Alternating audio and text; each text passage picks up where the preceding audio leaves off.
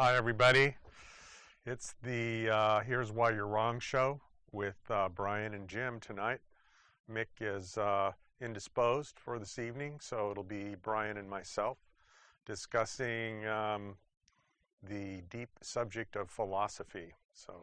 Or at least philosophical subjects. And That's Mick was right. kind enough. We just want to thank Mick. We know you're watching. Thanks for offering up the philosophy subject, and he couldn't make it due to illness. So we've got to think big thoughts and use big words tonight. We're gonna do our best to do that. Thomas Aquinas and Marcus Aurelius were going to be here, but they couldn't make it either.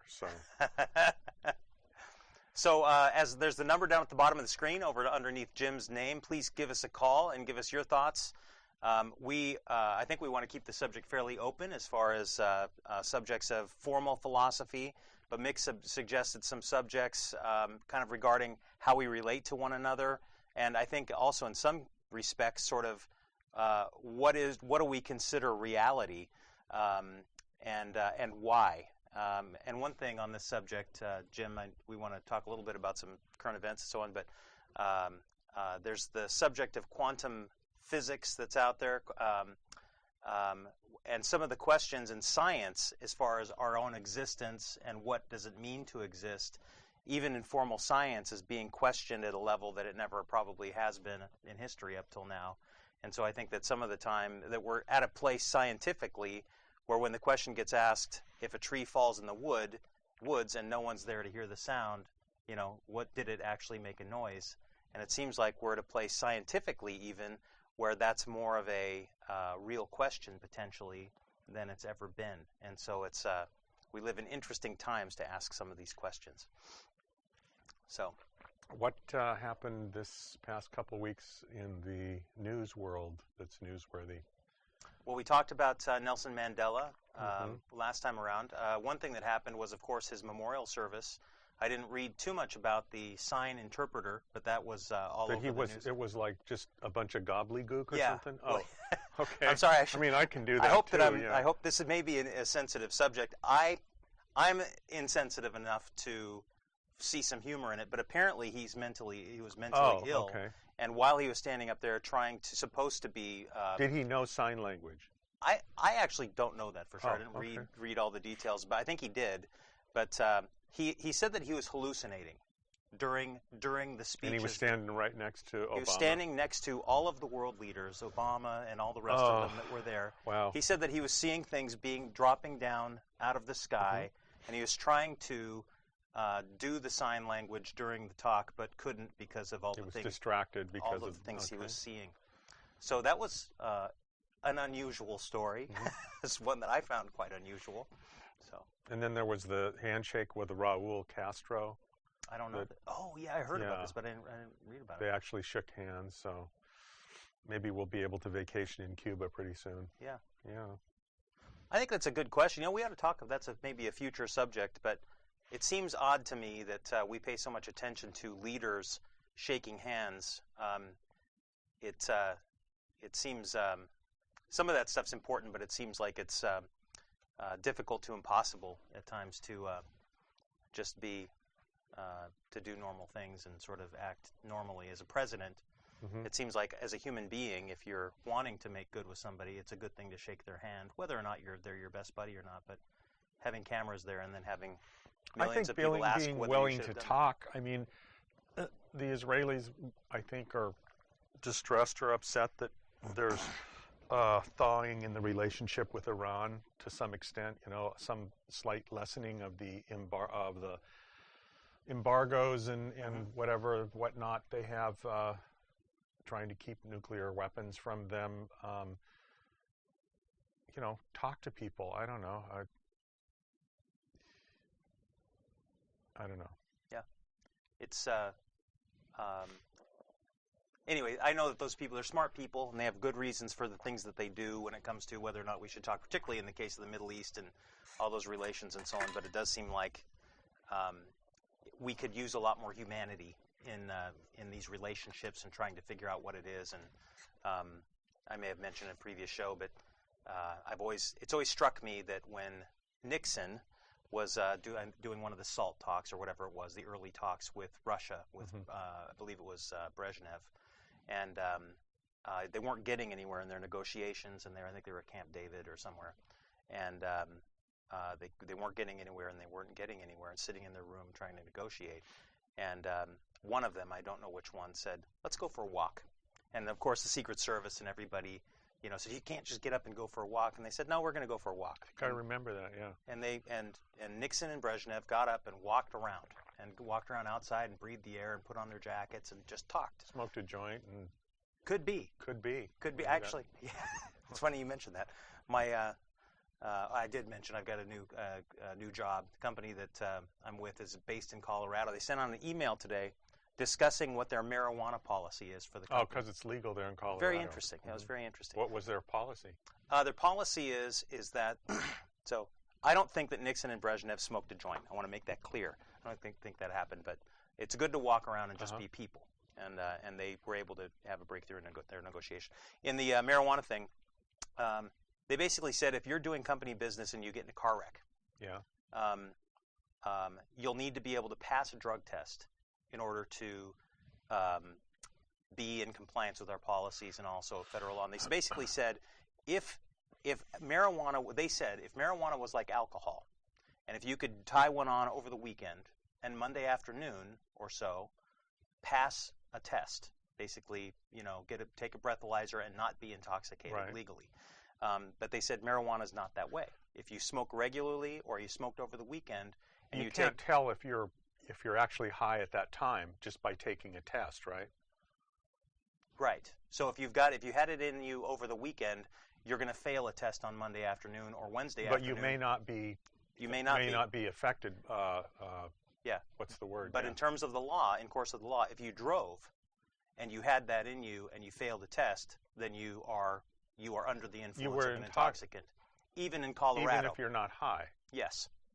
So in terms of because you're measuring, so they just said because of that, we can't have you doing that at work. Bottom line is if you so at any time we could give you a test, and if you fail it, in terms of this company, you're under the influence of a drug. And that's as much as anything. Well, my company, in no uncertain terms, said we don't care if you have a card or you live in Washington. If you test positive in these random drug tests that they do, the company I work for, you're fired. No questions asked. Yeah. So, obviously, I don't do that. Yeah. If I value my job, so. Yeah. But it was I never just did like it anyway. But I think people should be allowed to smoke marijuana if they choose, just like they should be able to drink alcohol if they choose. Yeah, I tend to agree. So it's coming slowly, but yeah, they have to develop a test that, like alcohol, where it can tell if at that moment you're intoxicated from it, regardless of whether you smoked it the previous day. You're not intoxicated now. So you're not driving or working under the influence. They need a test like that. Yeah. And they don't exist yet at this point, as far as I know. We actually did a poll, and half of our viewers are currently under the influence. Is that right? Whoa! Can you see them? All right. Did you see those trails? Yeah, that was awesome. Trails. Yeah. Okay. Well, that's going to change this show, so we need to maybe. That's right. It's like the Heisenberg uncertainty principle. That's right. Yeah. The observer affects the observed just by observing it, right? Yeah. Is that what that means? Yeah. Yep, I believe so. Nice. So that's kind of philosophical, huh? It is. Or it's psychology or something. I don't know. Physics. It's something smart. That's really a smart thing. So. That's why you can't know the velocity and the position of an electron or something at the same time? Is that? It's a. Is it an electron? Actually, or a proton, or an atom, or a quark, or I don't know. Yeah, they were talking about. Actually, I've been watching so I get my scientific information from the television. So that's that's well, the internet nowadays. Yeah. I mean, everything's just at a fingertip. It's just amazing. The amount of. In a way, that's good. In a way, it's not bad. Yeah. Well, there's a show called Through the Wormhole with Morgan Freeman, which is a fascinating show, and they talk about a lot of this stuff. But that's where they've been talking about the quantum. is it quantum mechanics? Quantum physics. Yeah, the quantum physics. Yeah. But they were talking about that very thing, that things can't be measured, can't be under the position, can't be understood at the same time as its movement. It's either its Right. movement or its position. Well, it's kind of like not both. we are in a three-dimensional environment moving through time. So the fourth dimension is time. So we are part of this milieu that we're living in. It's like a fish in water. So, if you ask the fish what is water, until he jumps out of the water and looks down, and then he understands what water is. So I guess God, that would be what the God principle is is outside of the four-dimensional environment that we live our lives through. Yeah. Which gets us to, so some of the stuff that I was hearing discussed was, for instance, you talked about 4 dimensions. Something they were talking about is perhaps there's some smart scientist guy from Cambridge saying maybe there's actually only 2, but the 2 are created or are engage with us in such a way as to create the illusion of 3 or 4, and so. That's what I was kind of getting at the beginning, is it's really interesting that science now is kind of forcing, in some respects, us to question and even factually sort of asking the question, what is our existence? What are we? And so I think you're saying that. Right. Where are we a collection of cells and electrical impulses? And also, are we spiritual beings in corporeal bodies, or vice versa? Right. Or just yes. corporeal bodies? Yes, Well, I believe that. We are spiritual beings in a physical body, whereas God is a spiritual, not a corporeal, but a spiritual, outside of time and space. Yeah. But also the first cause of the time and space that we live in. Yeah. But it's also, to me, when you talk about God or any of the things that you talked about the fish in water, a lot of times God, perhaps, is that our effort to create our context. To say, is it spiritual? Do we use a spiritual conversation? And that's my background. I'm not knocking it, but I'm just saying, what does that mean exactly? If our existence is this thing that some of the scientists are talking about, kind of a flat 2-dimensional canvas, and we look at it and see this universe that's so vast and deep, and maybe that's just how we interacted. So it gets back to what is our context? What is the water around us? We can't understand the water around us. We say there seems to be something above the water. We'll call it God, and I'm just making it up, but that's a good question, and it's an interesting question at this point. Yeah, I think when you're talking about, that's a good question. When you're talking about spiritual, does that kind of imply like a nobility? Like there's a nobility in just being a human being or being a great creature on this earth because we are actually spiritual beings? Like, what does that mean, spiritual?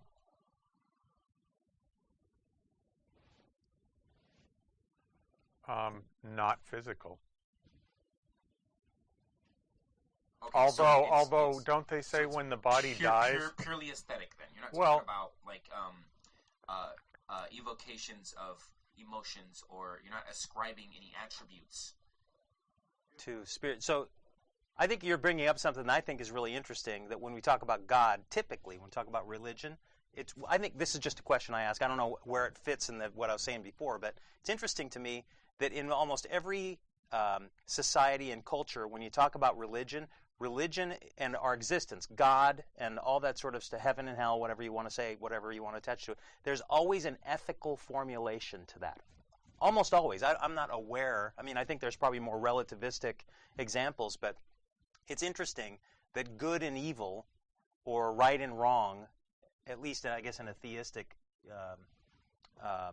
construct, that good and bad is always part of that. And that's really interesting to me. And on one hand, it's really it causes you to reach for something, to have a very another great conversation for philosophy. It causes you to have a very concrete, a very strong sense of goodness. So you want to do the right thing. You want to be a good person, which is great, right? The impact of that is an excellent thing. But it's also interesting, and maybe at times seems a little thin in terms of an explanation for everything that we are and everything that's happened, to say it purely boils down to good and bad. It seems like, because you look at some things and I wonder, is that really, this is a question I ask, is that a good enough construct to explain everything, you know? That's a really good point. And that's just me. There? I believe that Mick is on the phone. You know, we're doing fine, Mick. I mean, everything's good. I So, can you I just put him agree. on hold? Can you guys hear me? Yes. Yeah, okay. Okay, Mick, we're going to put you Yeah, on if you hold can for a hear me second now, while we're rolling, okay? I can hear you. Can you hear me? Yeah, I hear you, Jim. Go. Can you hear me? So you guys are doing spectacularly without me, so you don't need me at all. What's on your Mick mind? What's on my Mick mind? Well, I Briefly. missed a little bit of it there when I was calling in, Uh-huh. but what Bryan was talking about just a little while ago there about, we're both talking about the fish being out of water and our existence on this planet, and it's always been interesting to me to think about the fact that, and it's sort of a big picture thing, when you step back, how small and insignificant we really are.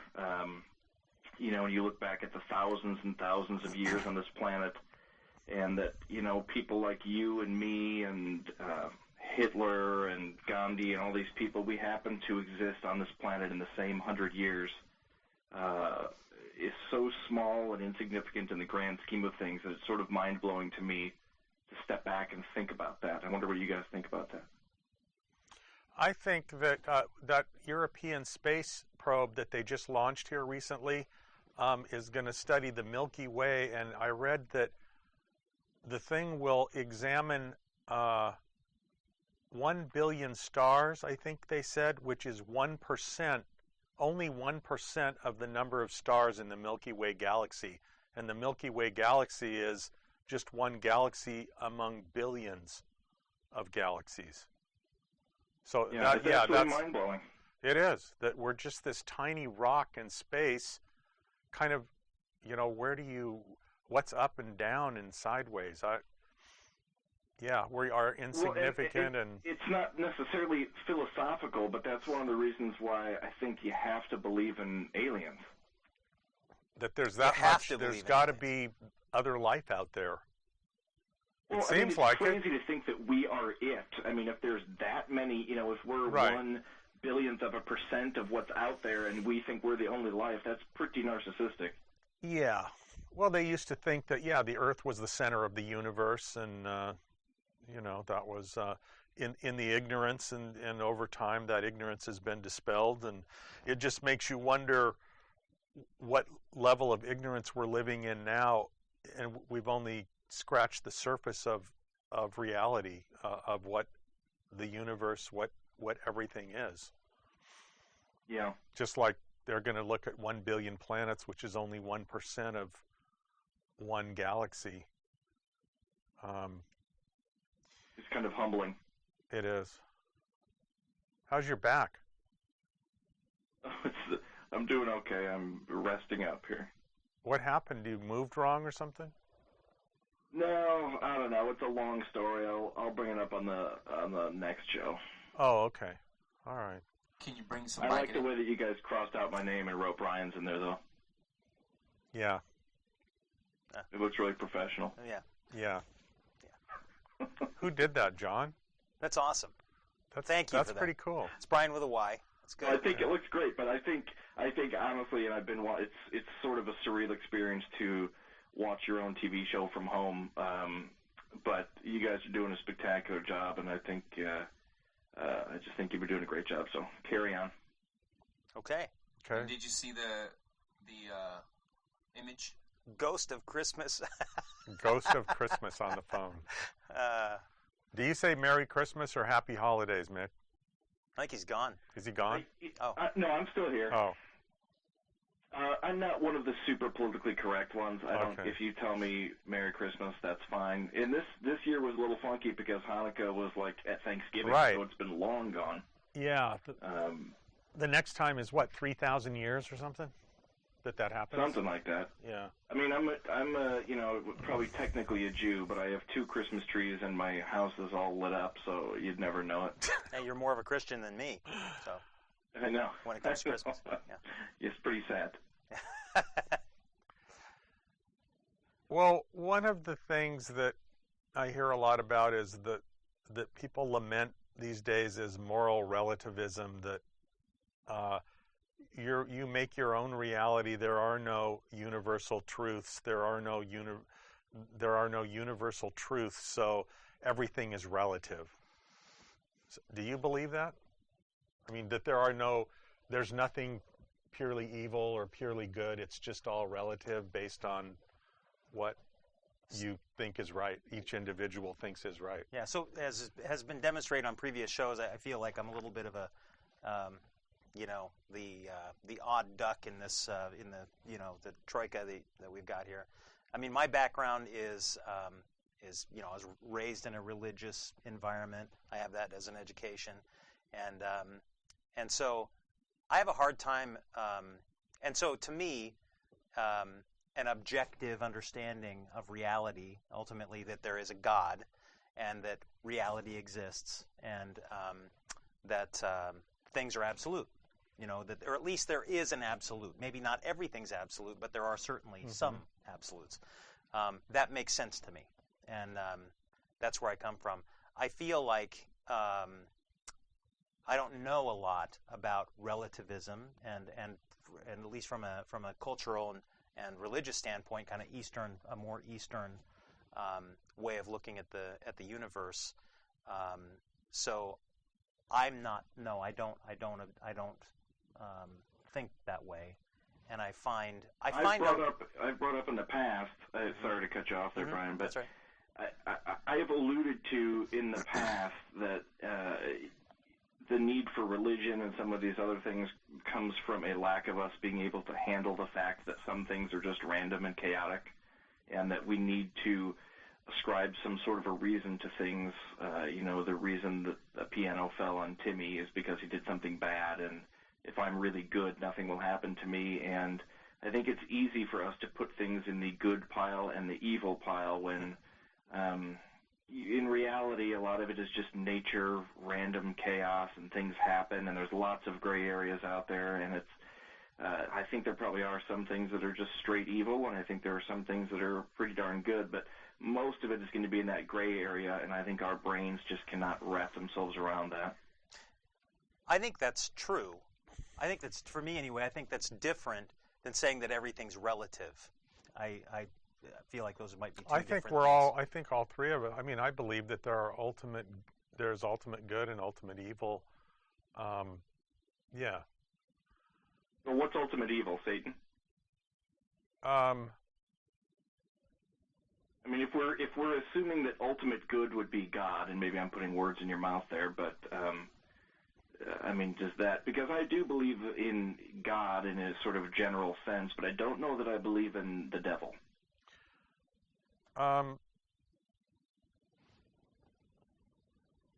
Yeah, I think that there is a spiritual realm that is outside of time and space, but that it affects time and space in our lives here, and that there are forces that seek to harm or destroy people's souls or whatever. Yeah, I believe that's true. So if you want to call it the devil or evil, that gets into people, that causes them to do things like the genocide in Rwanda or the Holocaust in Germany, that evil gets into people's souls and makes them sick. And yeah, I think that's in the world. It's interesting that you use the word sick. It's kind of an interesting idea that we might see evil as a lack of spiritual health, and that maybe the effects of evil being injury to some degree to people. I think the evil is not sick, that it's purely evil, but that it makes men's souls sick. Mm-hmm. But the person's soul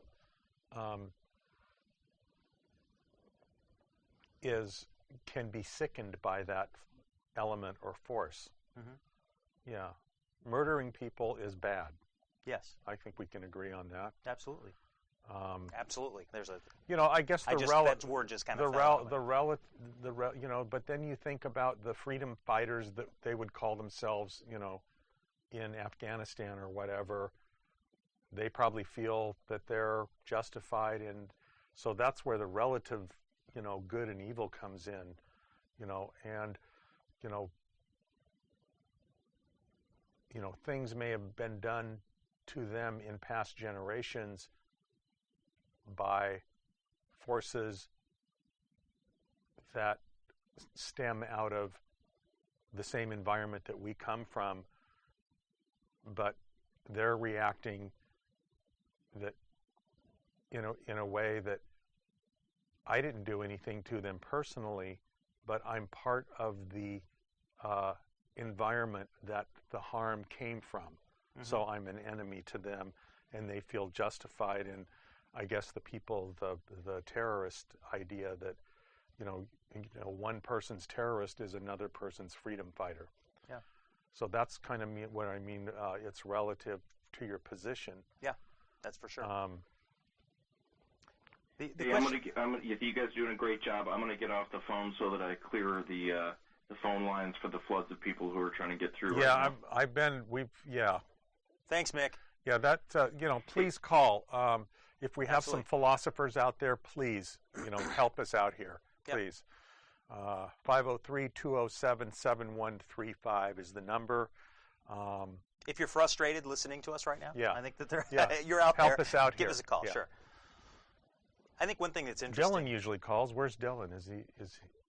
What's his idea about philosophy? I don't know. It's interesting when Mason was going to come too, but when he found out Riley wasn't going to be here, he decided not to come. So I see. Yeah. I think one thing that's interesting is that when we talk about good and evil and an objective understanding of it versus a relative understanding of it, it seems like when you talk about freedom fighters and, I think we're in a place, it's interesting to me, we're in a place in our society, and I think a lot of it in many respects is good, but if you have an objective understanding of good and evil, like a Muslim would or a Christian would, in many cases, or an Orthodox Jew or whatever, there's a right and a wrong. And so one thing I think that people are very uncomfortable with, and why we've gotten away from that to some degree, is that nobody, and even when you were talking about the Afghanistan thing and stuff, it's hard for us in many respects to say, well, those guys are wrong. I can stand here confidently and say, they're wrong. They're ethically wrong, morally wrong. That's bankrupt wrong. To kill innocent people, you mean? Well, no, I mean, I think that's clearly wrong. But I mean, I'm just saying that it's interesting that in our society we're becoming so anyway, it's interesting. We are so inclusive, which is a good thing, that some of the judgments that would be rendered in a more objective understanding of right and wrong are unacceptable. And it's an interesting place that we're in. I think much of that's good, but in some cases it's a big change, and it's interesting. So. Okay. Anyway.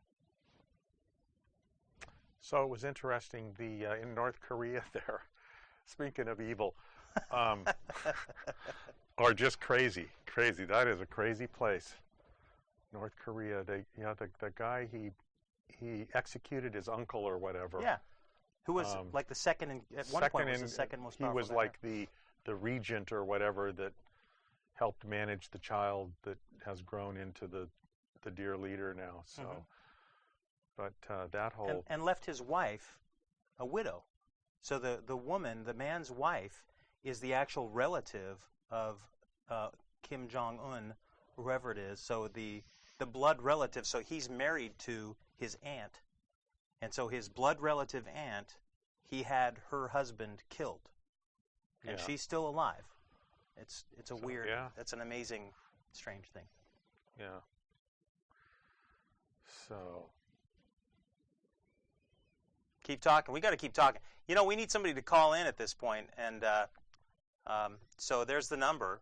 Feel free to give a call.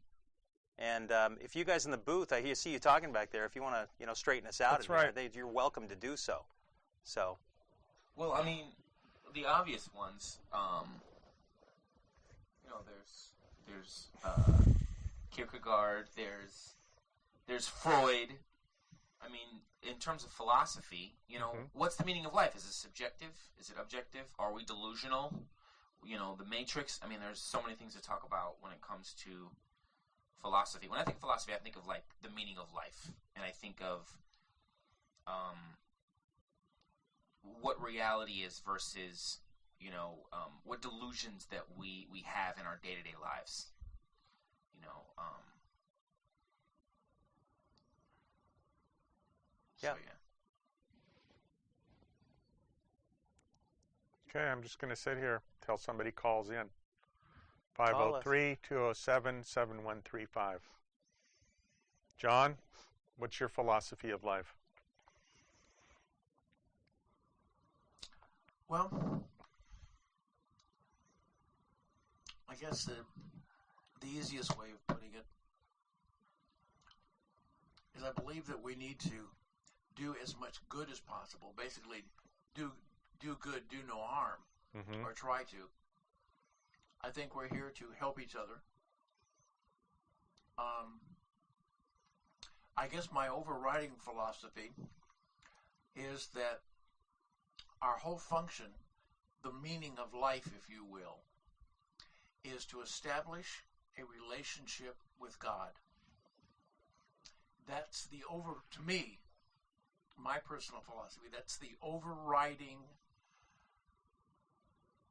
purpose. You mean a relationship with Christ? God. God. In that, because I am a Christian, I believe in also establishing a belief and a relationship with Christ. But I put that above everything else. People say, well, my family comes first. I don't believe that's our purpose. That if you have a choice in following God or protecting your family, then I think, personal belief, that you should follow God. Well, that's true, but how do you know that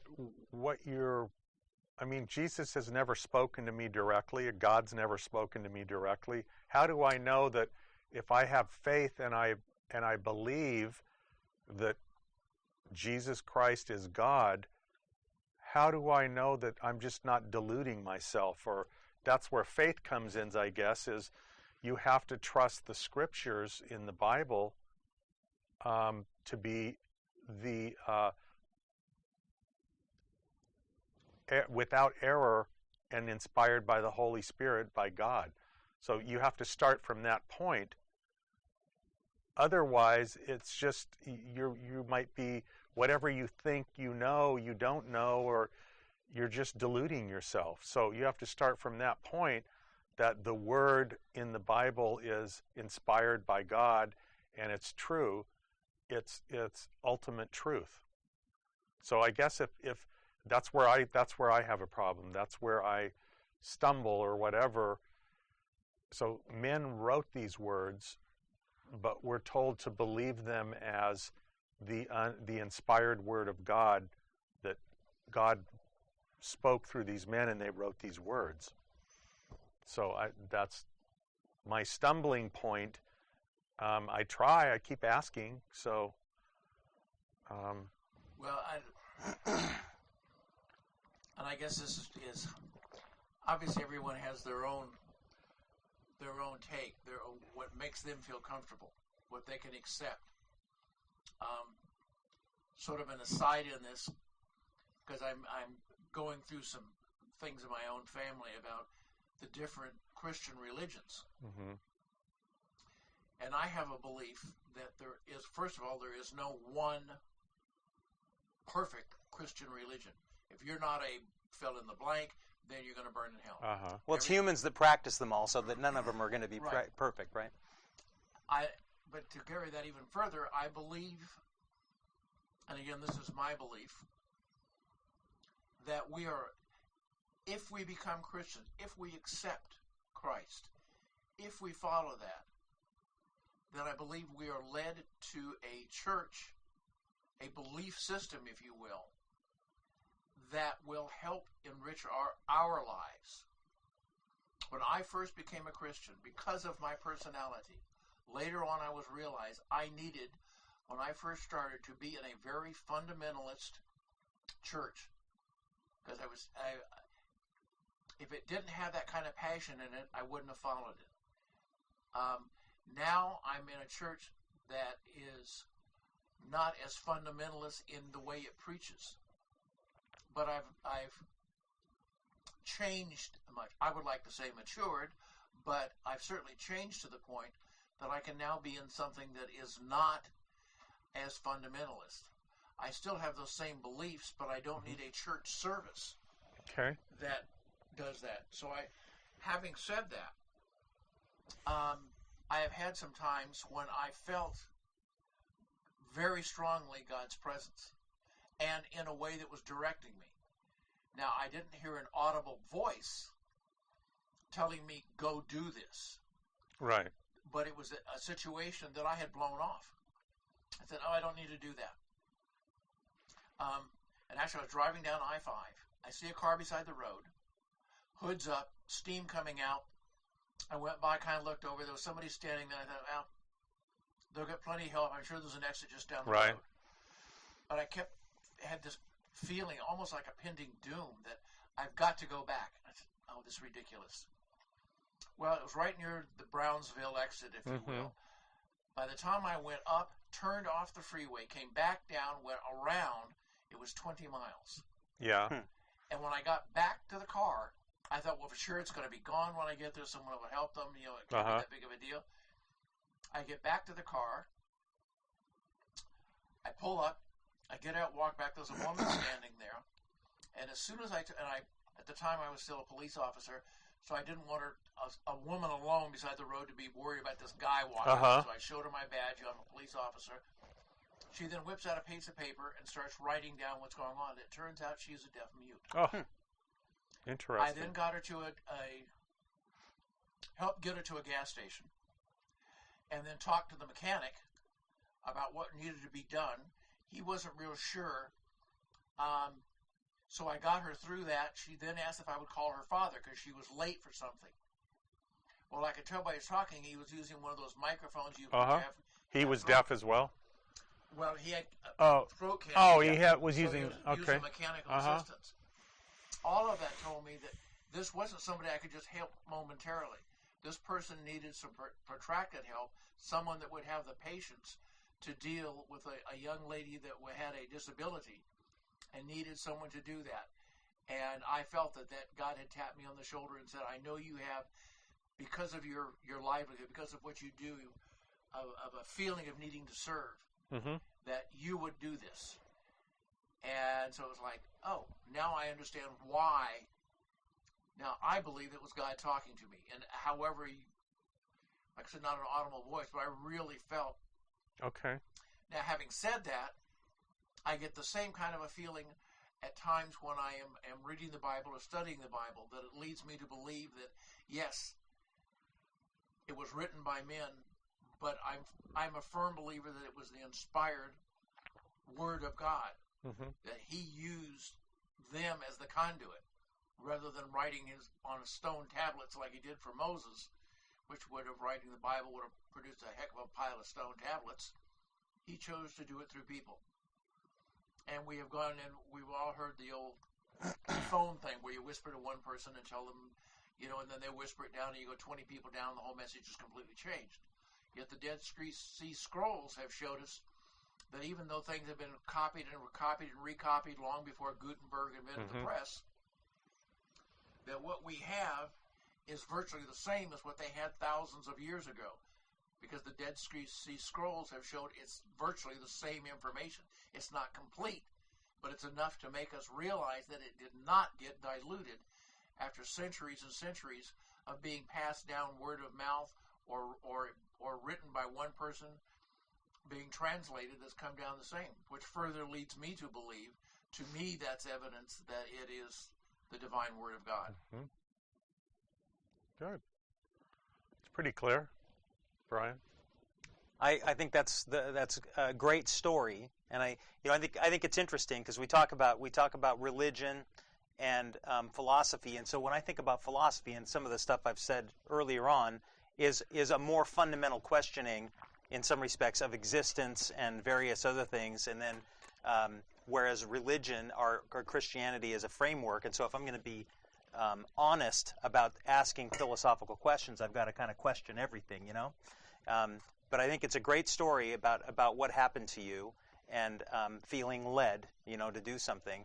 And I think that we were and originally when this came up, I think that it was also mentioned, you know, right and wrong, what's the meaning of life, you know? And that gets, I think, back to, something that's consistent with a religious understanding, but also with a lot of what we talk about in terms of philosophy and ethics and everything else is what is good. And I know that that some people, when it comes to ethical constructs, that love is the highest good.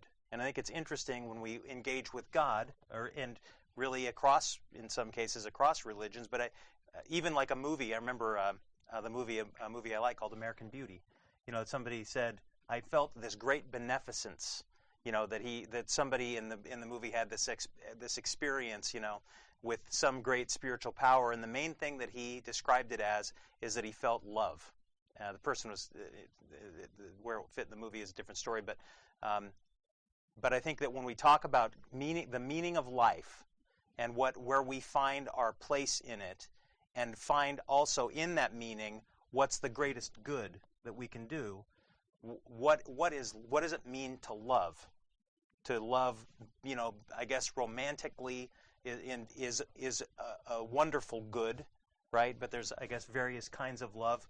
But ultimately, what does it mean to love our fellow man? What does it mean, you know, with your children? We talked about, you know, our patience with our children, but ultimately to love them means that we are so considerate, kind, you know, build them up, you know, fill them full of great stuff, you know, but at the same time, we've got to say, in love, man, you're wrong. You know, this is you're letting yourself down in this situation. You can do better than that. And so it's just interesting. Tough love, you mean? Yeah, I'm just saying that love isn't just all squishy, gooey, you know, good candy. You know, it's not all good stuff, but love.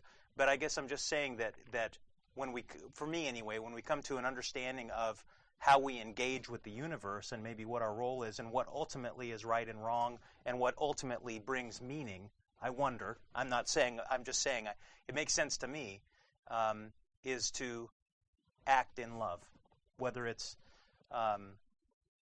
you know, in all things, if we can answer that question. The other thing about love that's interesting is that as a meaning, as a thing that we can sort of use to organize our behavior and our thinking, is that we can measure it against other things. In some cases, an ethical problem, there's no good answer.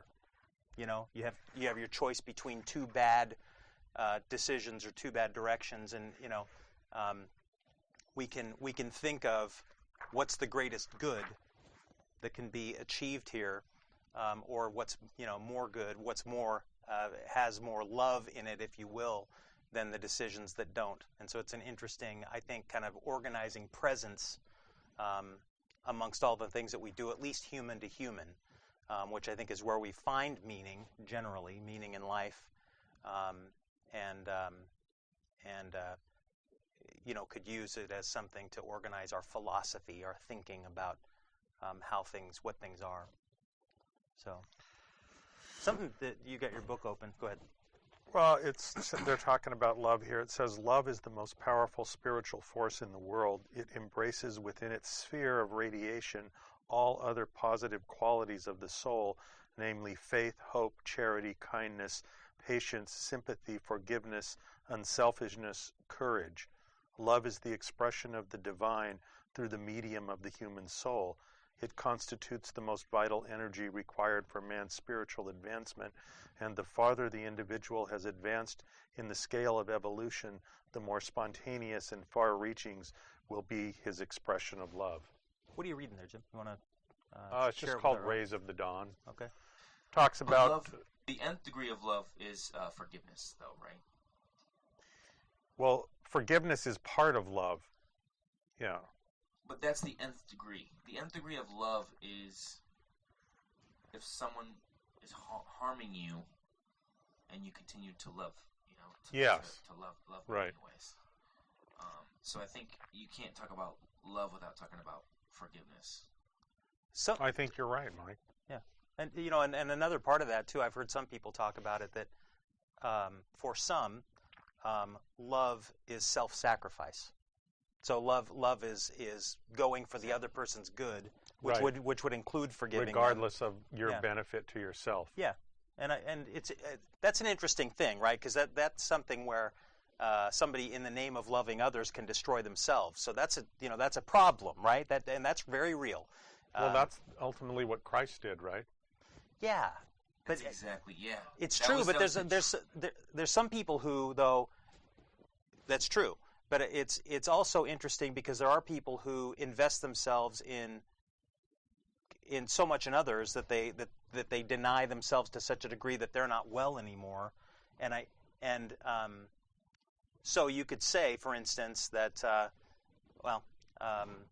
it's almost like somebody having a business that they put themselves into so much that it winds up killing them. It could be a mission. They It could love be their- feeding okay. feeding the hungry or something. And it's Got a not caller on the air. okay. Oh. It's not just about. It's not.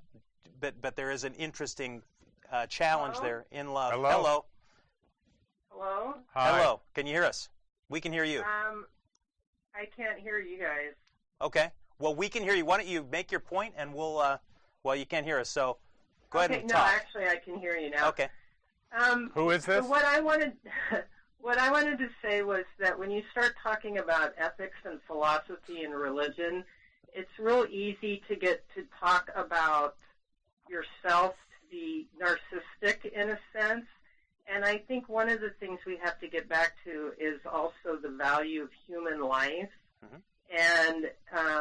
And that's one of the reasons why you're talking about love and forgiveness, and it's not just about what we get out of those relationships, it's what we give Absolutely. in those relationships that matter, and that and getting back to the value of human life and realizing that it's not all about me, and if we judge our actions on the idea that human life has value, then I think it makes it easier to make those ethical decisions.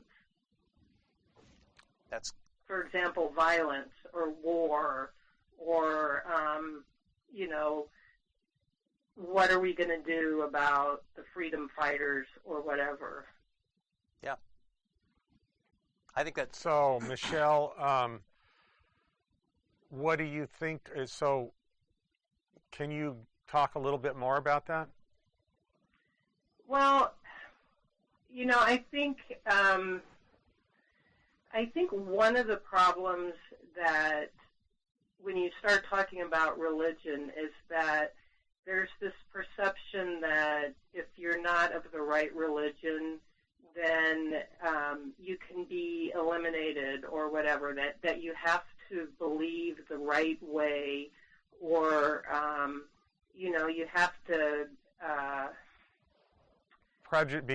you're prejudiced against other people because they don't believe the same way you do. and you become dogmatic. Right, or Yeah. they have a different lifestyle than you have. Yeah. And so therefore they're bad and you're good. And so when you're judging good and bad, if you realize that everybody has human value, Mhm. and that, I don't think that they were necessarily created with this intention of being evil, then you can give them the benefit of the doubt. And then you can treat them differently. You can treat them with forgiveness and hopefully hopefully they can learn that there is good in the world and go from there. Yeah. Absolutely. I think that what you're saying too, to me anyway, excuse me, is really consistent with loving them, right? Is valuing life. So to me to say that it all is about valuing life and looking for the good even in differences, right? That, like you're saying, I think is validating the differences and all those things is this consistent with loving them in some form or another. Exactly. Do you agree with that? Okay. Exactly. Yeah. And sometimes that's hard, right? And I think it was mentioned by one of the gentlemen in the booth. How do we challenge ourselves? Where are we? Where do we find inconsistencies in our own self? I think that what you're saying is we have to challenge ourselves to find the good in people and to act in love. I wish there was a better phrase for that, but to see the best, to behave in the highest and best way is really hard business sometimes, right? It's we have to get over ourselves a lot of times to do that stuff, but that's growth. Extremely hard. Absolutely. It's extremely hard because I think our nature is that we want to be right, and that we have a pride, and we want to we don't want anybody to see our failings, and so part of love is being vulnerable too. Mm-hmm. Yep. And to learning that, you might be wrong. The person in front of you may not have done what they did intentionally, but, we all screw up. Right. It's easy for us to justify our own behaviors. I think that's where if you come from the point that there are ultimate truths and ultimate lies, ultimate rights and ultimate wrongs, that you have a framework of helping you decide if your own thoughts and behaviors are narcissistic or selfish, or you are truly coming from love and concern for another person. Does that make sense? Yeah, I think that makes perfect sense. Something else too. I'm sorry. Go ahead, Michelle. I was just going to say sometimes it's hard to talk about things like this because it is so philosophical, I guess, and it's hard sometimes to come up with the right phrases and the right words. Right. You need like Leslie Nielsen here, or what's that new movie that's coming out, Anchorman 2, or what's that guy's name? Will Ferrell. Yeah, you need him to lighten things up a little bit, Right. Or Mike in the booth. He can lighten things up. Something else, Michelle. I want to ask you a question too. You were talking. We were talking a little bit about acting in love, seeing the highest and best, and responding to that. Even sometimes when we struggle, sometimes to see that and to behave in that way. How do you? And toward a question we were kind of talking about earlier, if you do that a lot, if you invest yourself so completely in seeing the best in that person and so on, that how do you take care of yourself in that? Because if we were talking about how hard it is sometimes to do that. Do you have any thoughts on how you balance maintaining your own sanity, maybe, or your own dignity and the things that you need to maintain about yourself, while also, doing those things that we talked about, loving that person, doing the right thing by them, and seeing the good, and so on? Does that make sense? Yeah, it does, and I think it is very important to take care of yourself, because if you don't, the old saying is, if you don't take care of yourself, you can't take care of anybody else. Yeah. And I think we all have to find within ourselves how to get that balance. For some people it's going to the ocean. For some people it's going to the mountains. Some people like to run and really get into exercise. Some people, like to pray and meditate. And, a lot of times it's a combination of those things. But you do have to give your, part of acting in love is also learning to love yourself and allowing yourself to take care of yourself, and that can be really hard too. Yeah. While you're being really courageous and challenging yourself to, do the thing that's uncomfortable. So it's a paradox that you kind of take yourself into there. It's interesting. So, yeah. Very good. Yeah, it is a paradox. Yeah. I think that Mick is giving me some input here, right? So he's buzzing me as we talk. So I really appreciate. What's next week? What is next week? Or I mean, 2 weeks. 2 weeks from now. We should come up with a subject right now. So call in. Give us a suggestion for a subject. I'm kind of kidding around, Jim. I didn't mean to put you on the spot there. But, I don't know. Mike, do you have any ideas? I think another rant show would be great. Another I think what? Everyone loves the rant shows. The rant show is pretty good. I've got some good rants. And I wasn't here for the rant show, and I will be here. Rants are ready for sure. But just to mention briefly, guys, one of the things that you guys kind of touched upon was loving yourself, and I think that has to do with limits. So, like being able to say no and not being a doormat. Because I think that adults, we're just, I don't know, in modern day society, certainly in westernized cultures, if you enable somebody to just keep taking from you, they're going to keep taking, even if they're good people. Right. So you have to, I think it's just embedded in your actions that you're going to protect yourself even as you're going through life and trying to help others. Well, yeah, that's why, I mean, there's a framework of ultimate good, and if someone is behaving outside of that framework, you might have to have a negative response to them, that, on the outside you're not loving them, but in a way you're loving them if you're redirecting them back to the ultimate truth. Something else, too, real quick, if I may say real quickly, too, is oftentimes I think as we try to love somebody, especially in the case of kids or a spouse, right, in some cases, is that in order to do what you were talking about, kind of the backing off or something, is to admit failure. That you kind of kill yourself so much, because if they don't, I don't know how to say it, if you can't push it across the line with them, you failed. And so you wind up in a self-destructive situation trying to fix them or trying to love them into some position that you think... Enabling them to continue with their negative or destructive lifestyle. Right. Okay. Yeah. So. Is that kind of what you're getting at, Mike? Exactly. Yep. Okay. We're just about out of time. Mr. Mick also, are we gone? Says it's going to be the rant show next week. Tune in then.